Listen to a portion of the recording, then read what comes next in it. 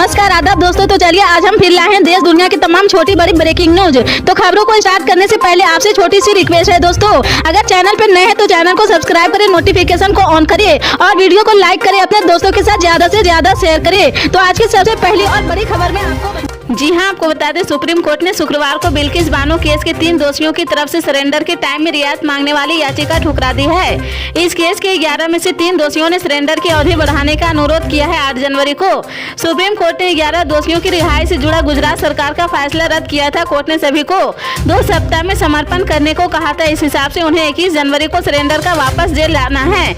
इन दोषियों में से 3 ने निजी कारणों का हवाला देते हुए 4 से 6 सप्ताह का अतिरिक्त समय मांगा था, जिसे सुप्रीम कोर्ट ने ठुकरा दिया है। उनकी याचिकाओं को खारिज करते हुए शीर्ष अदालत ने कहा कि दोषियों ने आत्मसमर्पण की तारीख टालने के लिए जिन कारणों का हवाला दिया है उनमें कोई दम नहीं है। गणतंत्र दिवस की तैयारियों के कारण 19 से 26 जनवरी तक सुबह 10:30 बजे से दोपहर 12:45 के बीच दिल्ली हवाई अड्डे पर किसी भी फ्लाइट का संचालन नहीं होगा। यानी इस टाइम पीरियड में कोई भी फ्लाइट यहां से उड़ान नहीं भरेगी। दिल्ली एयरपोर्ट ने माइक्रो ब्लॉगिंग साइट एक्स पर पोस्ट किया कि इसमें लिखा है कि नॉटेम के नोटिस के अनुसार 19 से 26 जनवरी के बीच 2 घंटे और 15 मिनट तक दिल्ली हवाई अड्डे से ना तो कोई फ्लाइट उड़ान भरेगी और ना ही कोई यहाँ लैंड करेगी।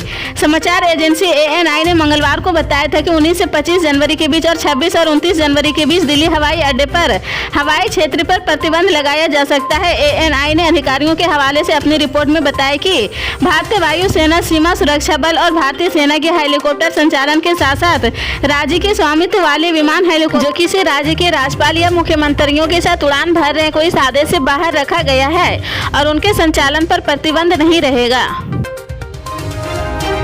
वन नेशन वन इलेक्शन को लेकर शुक्रवार को कांग्रेस ने रुख साफ कर दिया है। पार्टी अध्यक्ष मल्लिकार्जुन खड़गे ने एक राष्ट्र एक चुनाव को लेकर कहा कि हम इसके खिलाफ है, उसकी भारत जैसे देश में कोई जगह नहीं है। एक राष्ट्र एक चुनाव को लेकर पूर्व राष्ट्रपति रामनाथ कोविंद अध्यक्षता वाली कमेटी को लिखे लेटर में खड़गे ने कहा कि संसदीय शासन व्यवस्था को अपनाने वाले देश में एक साथ चुनाव की अवधारणा के लिए कोई स्थान नहीं है। उनकी पार्टी एक राष्ट्र एक चुनाव के विचार का पुरजोर विरोध करती है।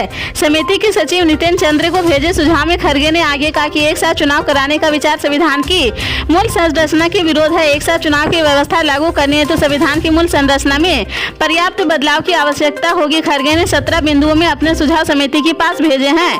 उन्होंने कहा कि कांग्रेस और देश के लोगों की ओर से मैं उच्च स्तरीय समिति की अध्यक्ष से विनम्रता पूर्वक अनुरोध करता हूं कि वे संविधान और संसदीय लोकतंत्र को नष्ट करने के लिए केंद्र सरकार द्वारा उनके व्यक्तित्व और भारत के पूर्व राष्ट्रपति के पद का दुरुपयोग न करने दे। भारत सरकार ने अपने कर्मचारियों के लिए 22 जनवरी को आधे दिन की छुट्टी की घोषणा कर दी है, जिसको लेकर अब दिल्ली के व्यापारियों ने भी अपनी राय साझा की है और बताया कि सोमवार के दिल्ली के सभी बड़े बाजार खुले रहेंगे।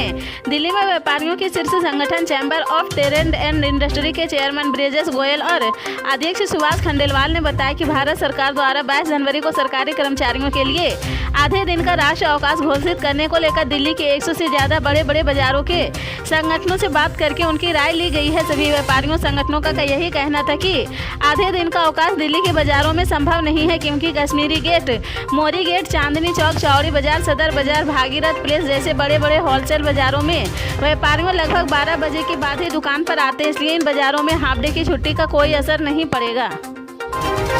इसी तरह की पल पल के अपडेट जानने के लिए जुड़े रहे हमारे स्टार न्यूज के साथ। मिलते हैं अगली बड़ी खबर।